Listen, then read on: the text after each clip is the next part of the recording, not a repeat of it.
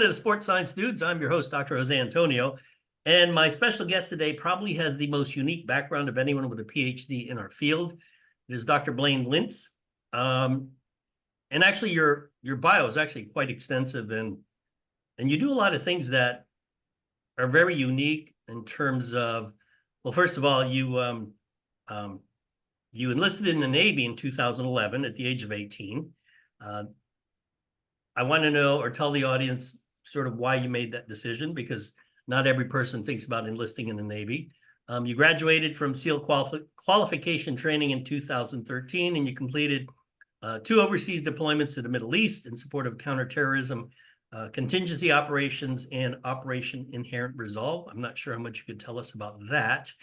However, from an exercise science standpoint, I think when Dr. Sean Arendt, who was your PhD advisor, he had described you as you made a transition from distance running as a teenager, and then you joined SEAL Team 5, and then later you became a pro triathlete and PhD student. But you also do quite a bit of strength training, which for most people, if they want to be good at something, it's sort of like, okay, do you want to be an endurance athlete or do you want to be a strength power athlete, or kind of mediocre at both, although you seem to be pretty good at both. So the first question I have is, when people hear SEAL Team 6, SEAL Team 5, or SEALs in general, they're always mystified by, number one, how difficult that training is. So, for people who are not in the service, I never was in the service, you see videos of how they train you. And I've always wondered, what are the characteristics that allow those that make it versus those that, for lack of a better term, quit? And if you, now having a PhD in exercise science, what would you do different in terms of training warfighters that's different than what's being done now? And I know that's a lot of questions in one, but sort of take it away, Blaine. All right, yeah, let's start with the actually, sorry, could you just rehash the first part, because I had some thoughts with it and then I got a little sidetracked. Well, no, the first part is you sort of transition from distance running to really SEAL training, which is an entire world unto itself, and then pro triathlete, but you also do a lot of strength stuff. You're pretty strong. So on those things, at least from a training standpoint, tend to be somewhat mutually exclusive.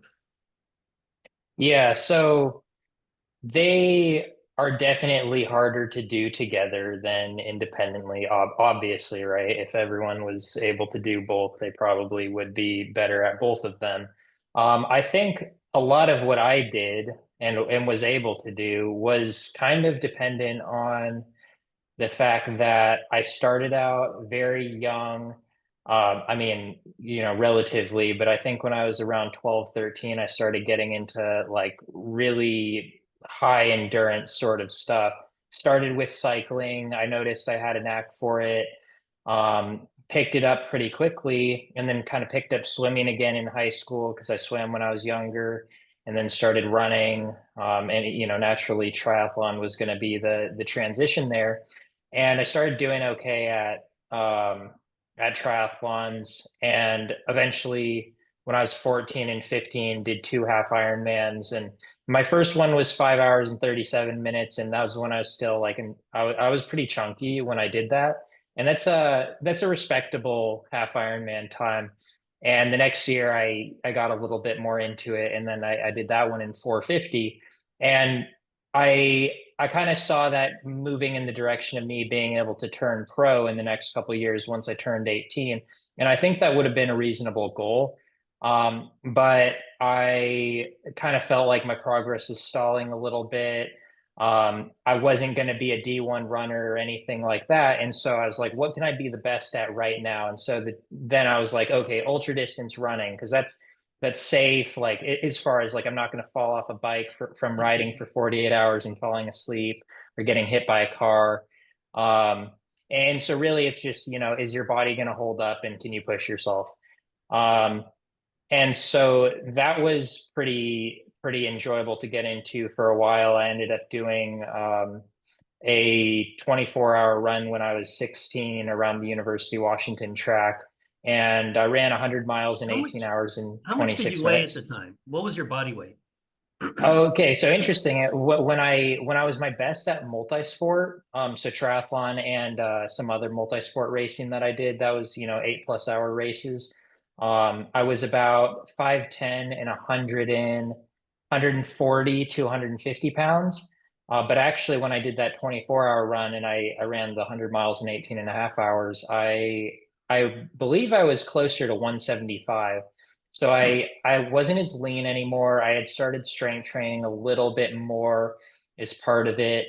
But while I was doing that, I was then just looking to the next challenge. So before I had even done the 24-hour run, I learned about Navy SEALs, and I heard that it's the hardest training in the world. So I was like, I have to do that because no one's going to call me a loser if I go and Well, become a not Navy many SEAL. people have ever thought of doing a 24-hour run. I mean, particularly at your age. I mean, most of the ultra endurance people, at least that I've met, tend to be older. They do it because, Yeah. okay, they've lost a step, they're not fast anymore, but they can always just keep going and going and going. So, I mean, I would not minimize a 24-hour anything because that's got to be hard as hell. Um, but anyways, just sort of hold on to that thought because I want to know what you think now that you have a PhD about fueling for a 100 or excuse me, for a 1 day run. Because obviously there's issues related to just getting enough calories and whatnot. But anyways, go ahead, talk about your SEAL training, super hard stuff.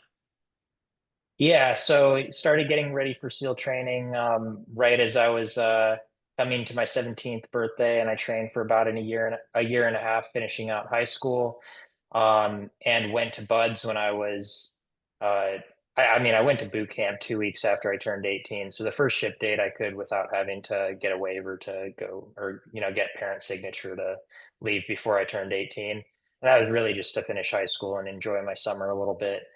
Um, and yeah, I went through SEAL training with pretty much no hiccups. It was very smooth. I didn't fail anything. I was one of 11 originals to make it in class 294 out of it was 275 at the very beginning. And that's not like the absolute number that makes it through. There's people getting rolled out of the class and rolled into the class, and so you end up graduating with 30 to 40 people. Um, but weirdly, even though I didn't fail anything during the training, and I was one of the very few originals to make it, it wasn't really reflective of my ability to be a good SEAL. I struggled a lot the first year to 2 years when I got to the SEAL team because there were a bunch of reasons. I was 19. Everyone else was, in their mid to late 20s. I've never been that big into drinking. I'm a little antisocial. Um, and I kind of Is just drinking mandatory? basically it's such a big part of the SEAL culture, and it depends a little bit on the platoon, but it's just kind of like a poor personality fit. And I also struggled a little bit with finding the motivation to actually do a good job as a SEAL when the last couple of years have been so focused on just becoming a SEAL. And I'd always been so like goal oriented on like what is the milestone I need to hit, and I didn't really plan for anything beyond becoming a SEAL. Even though I knew the thing that I was training for, obviously. But if I were to so when I was training for it, I was trained by a SEAL who really put a lot of time and effort into me for pretty much nothing in return. And his name was Dan Cirillo. He passed just over 2 years ago now. But he was in the SEAL teams for I believe 13 years, and then did some contract work. But he was working for SEAL Fit at the time, which kind of was a little bit related to CrossFit. And so there's a lot of like long Metcon type training. Everything was like 100%. And luckily I had a very, very big endurance background to like support all of that. And so it worked out okay. Um, but I was at the same time very afraid to lift heavy because I thought it would detract from my running. So knowing what I know now, and if I were to go do it again with better knowledge or the way that I prepare people, if they're wanting to go to buds, is I still believe in having a really big endurance foundation. I don't think there's any. I've heard some people who are SEALs even who train people for selection courses who say you only need to run 3 times a week. And that seems blasphemous to me because you run every day in buds. You're probably accumulating at least 10 to 15 miles a day, even though most of it's slow. But if you don't have the durability, like the structural support to support all that movement, and then the economy to, prevent that from being exceptionally taxing on you, I just think you're going to set yourself up for failure. So I think really the bulk of it, I still believe in it being a huge endurance foundation.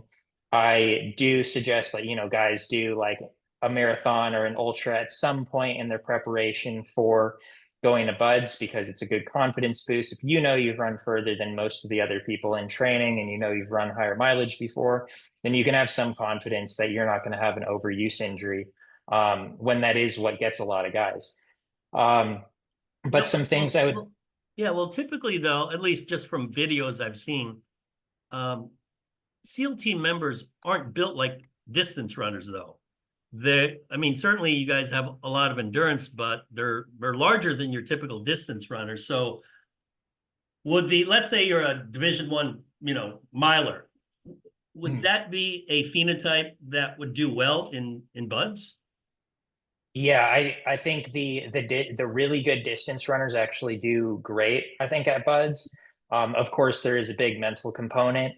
Um, but what you see a lot of the time is there's definitely a run or endurance bias when going through selection, but a lot of guys they finish the selection and then they, don't they're kind of burned out from doing that sort of stuff. So the emphasis then goes to like you want to look big and be strong and you want to train however you want to train, and usually just guys don't feel like doing a bunch of endurance training, nor does it necessarily, the training schedule doesn't necessarily lend itself to, spending hours a day doing endurance training. So you might, if you really want to be motivated, you could have an hour to 2 hours a day. But what ends up happening is the training gets so busy that a lot of guys actually don't even train that much.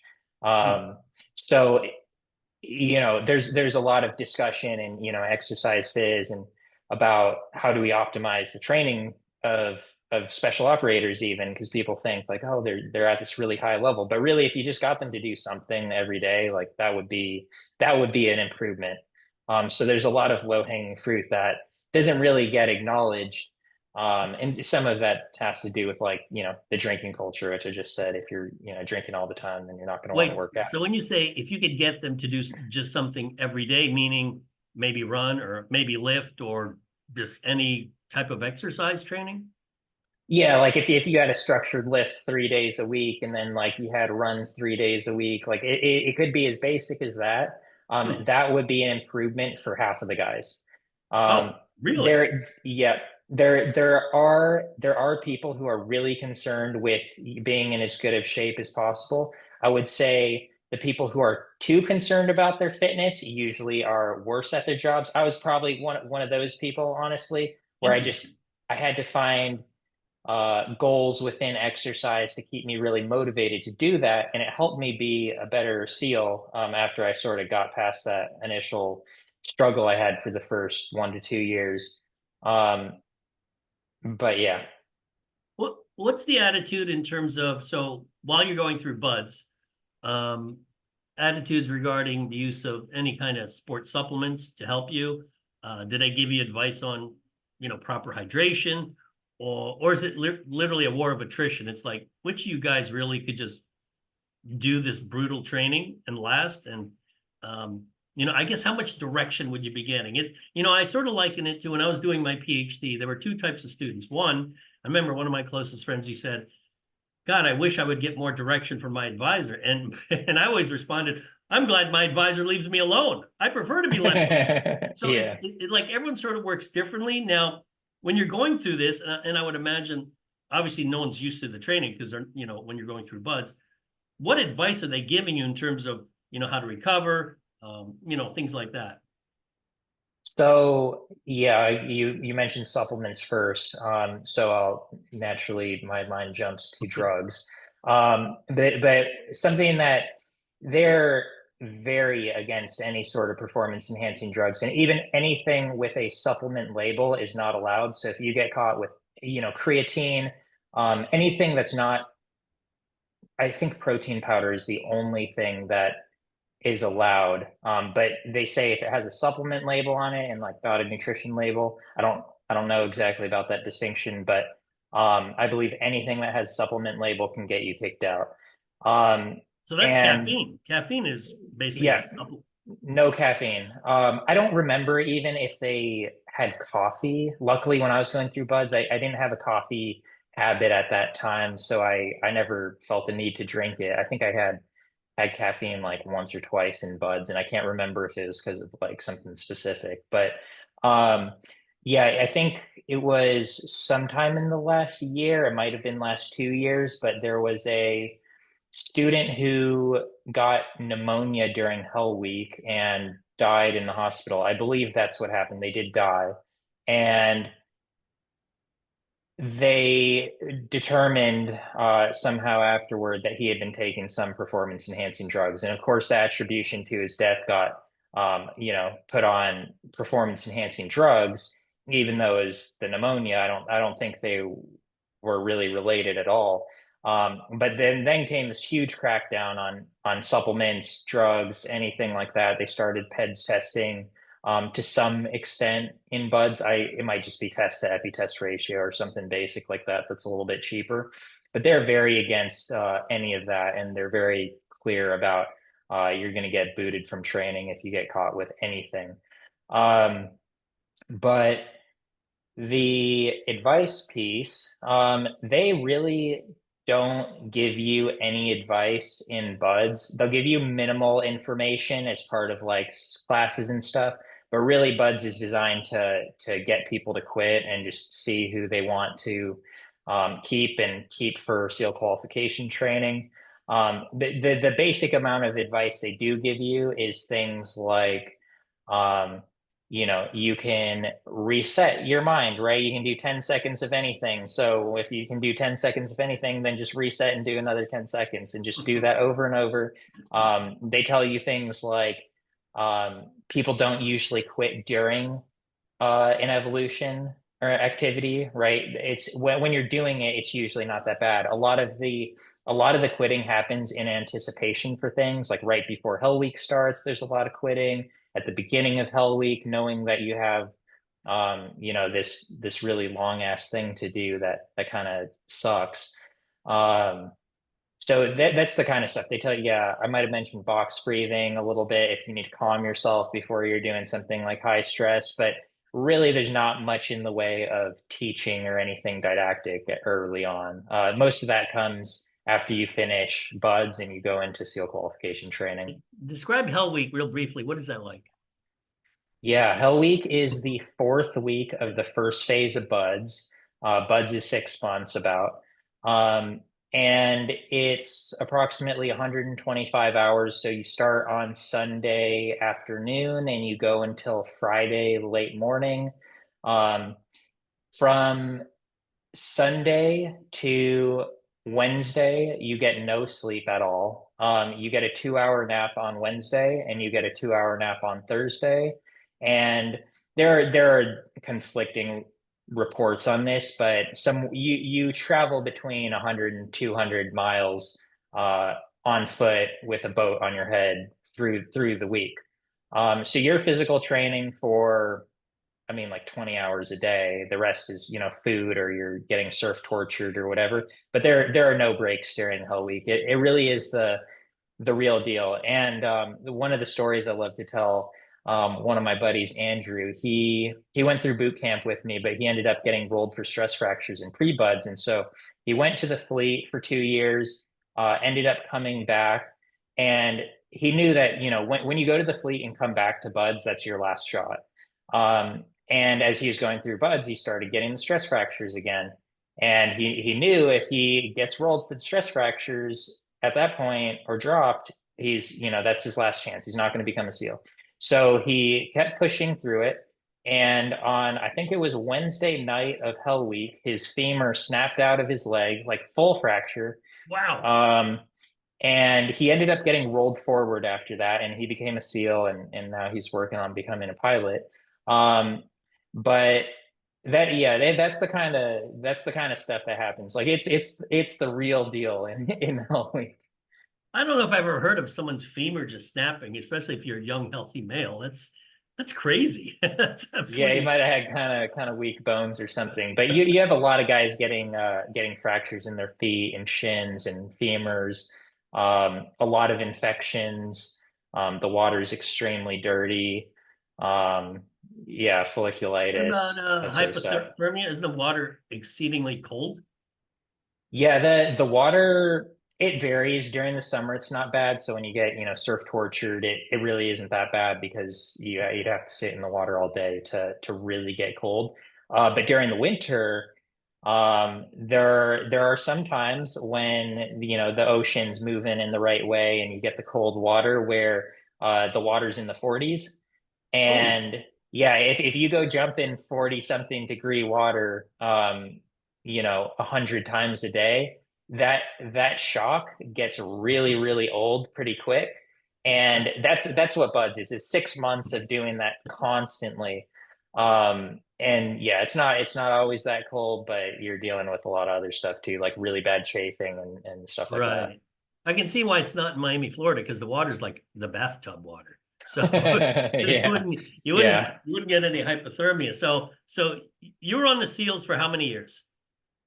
So I was in the Navy for 6 years total. So that's kind of the minimum contract that you can sign up for if you want to be a SEAL. So they say, if you graduate SEAL training, then you have 4 more years, so you can do 2 deployment cycles at a team.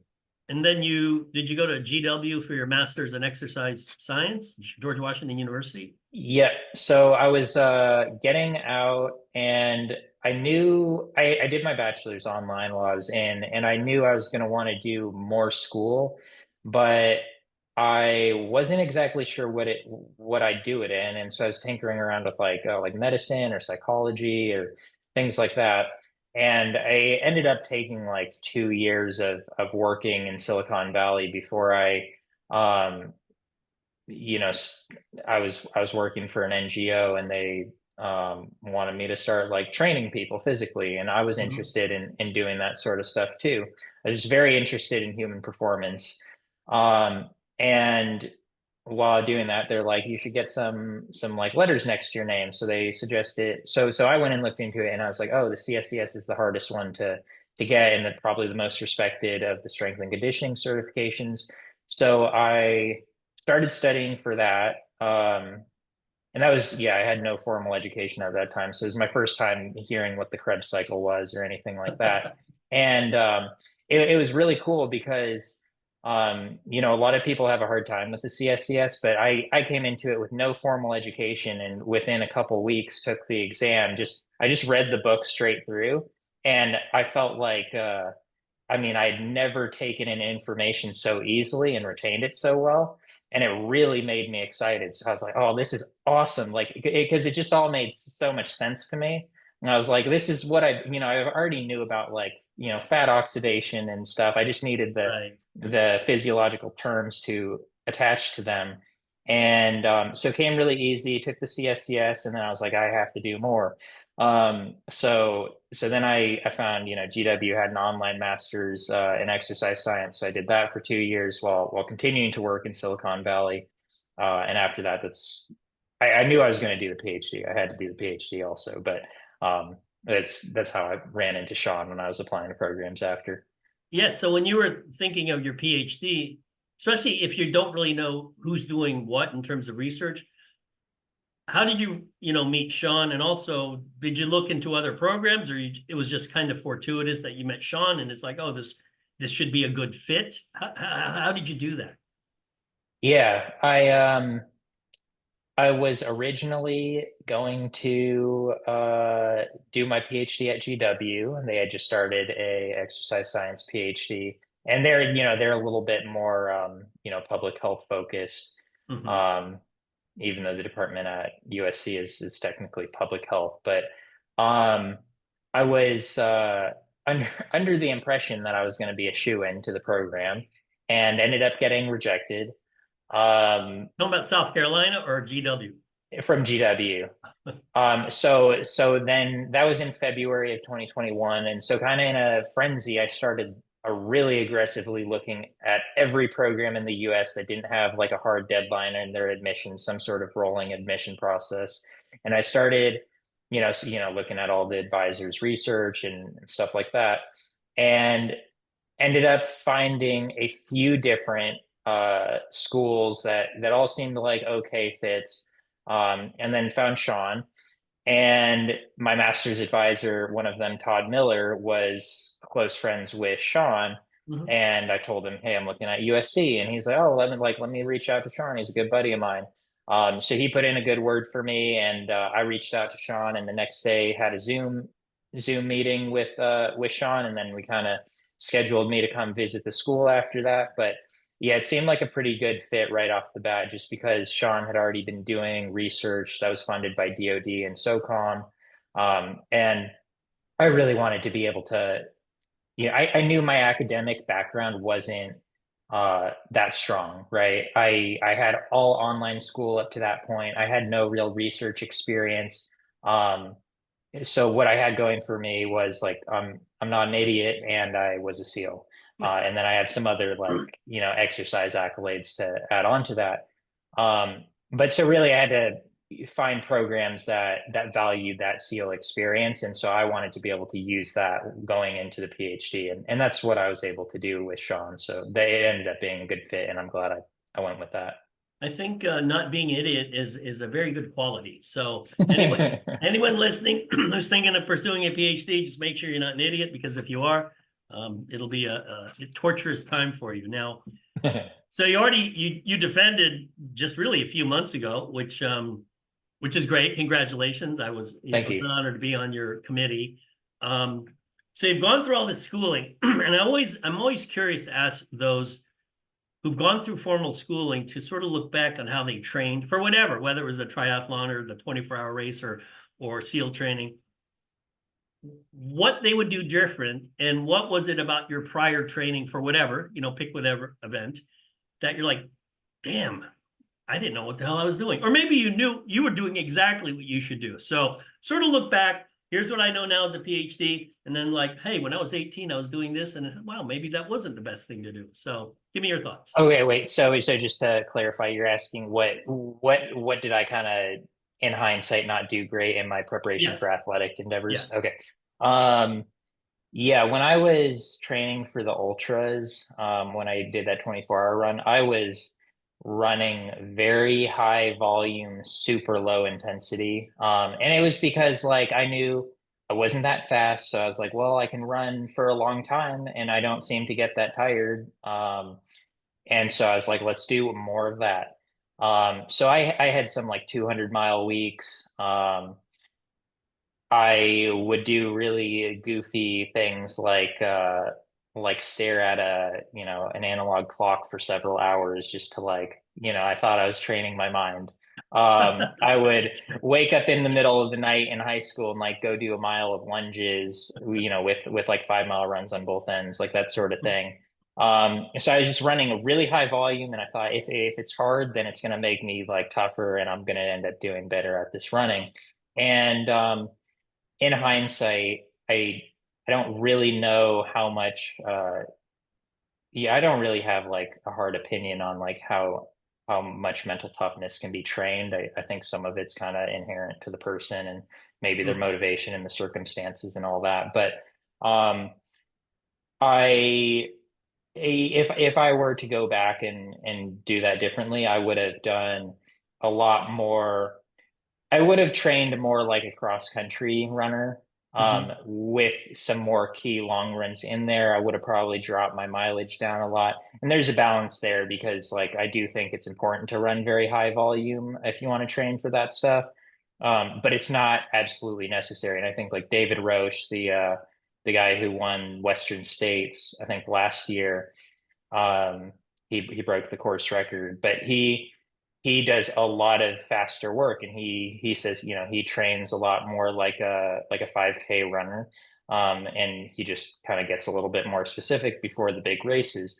But I think there's a lot more thinking around like, you don't necessarily need to do a ton of volume to do well at these very high volume events.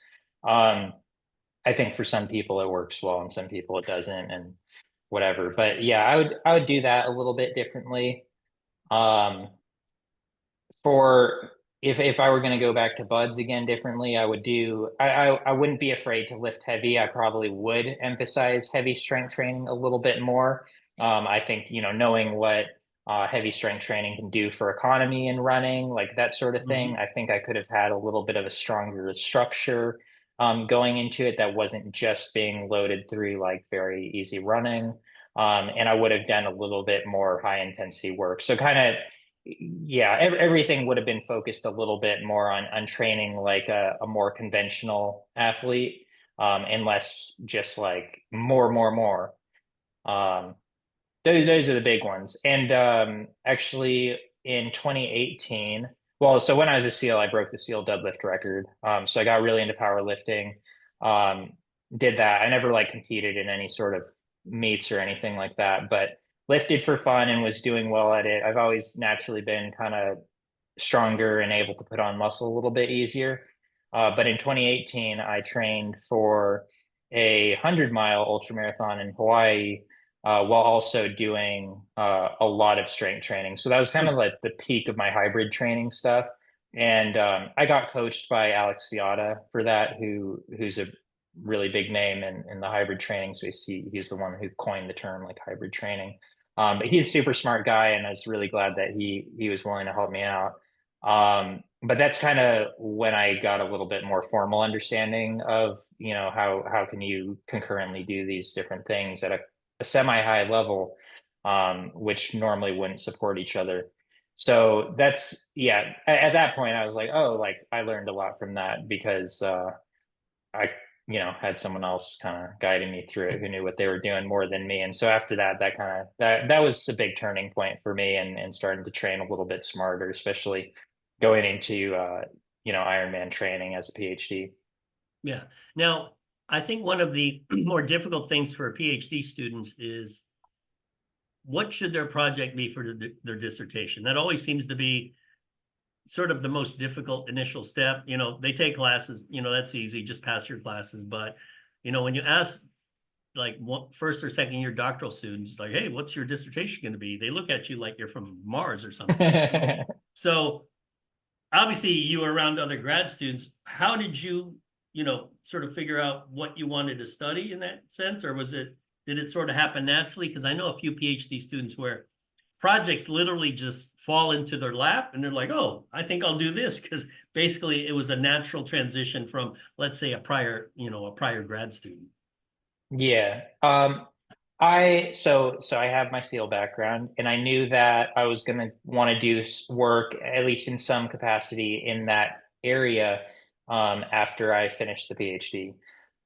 So because I do want to give back to that community, and so I knew I wanted to do something relevant to that for my PhD work. And of course, it depends on the lab. And I think with Sean, you're not always getting, you might not always get to pick your dissertation work. So you may or may not have some input with that process. Hopefully you do.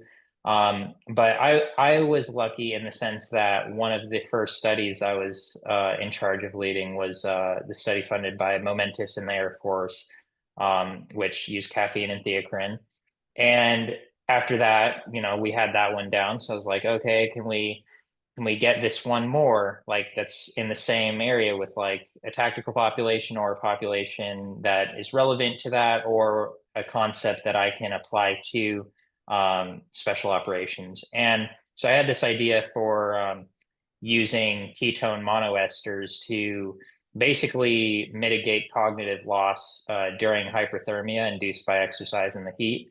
And it seemed like a very obvious thing to test that no one had looked at before. Ketones have been shown to benefit cognition in a few other different environments. And mechanistically, it just made sense that they would work for heat stress. So I ended up submitting for a couple grants from Navy SEAL Foundation and SEAL Future Foundation to get some money to support that, and kind of went to Sean with like, hey, like he already knew about the idea, but like, hey, I got some money for it. Like, let's do this. It's a cheap study. Like, I can knock this out in like 3 months. And I ended up hammering it out the last semester of the program. So that's kind of how that worked out for me. So talk about a little bit more about the ketone monoesters in terms of, affecting cognition. Would it help, let's say, a sleep deprived college student who's taking an exam, right? Something practical like that.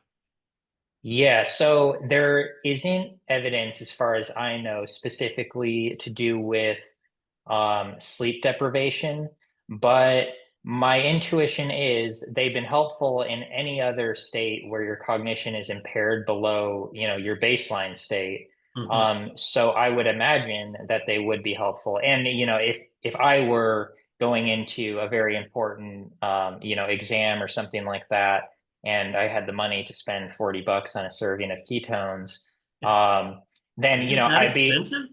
Yeah, they're like $40 to get a serving that's going to raise your blood ketones to Wow. a legitimate concentration.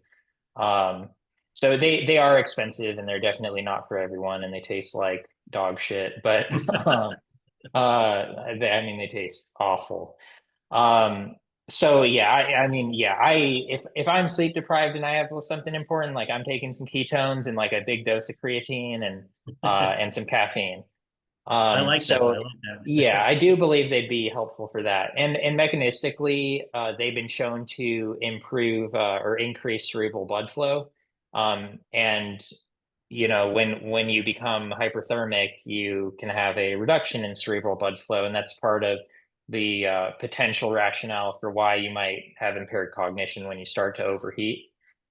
So what's the effective dose in grams, roughly?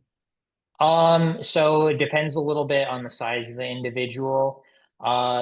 In our study, we used 2 doses of 25 grams, and that was able to increase people's blood ketone concentrations after that 25 gram, the first dose, they got up to an average of 2.2 millimole.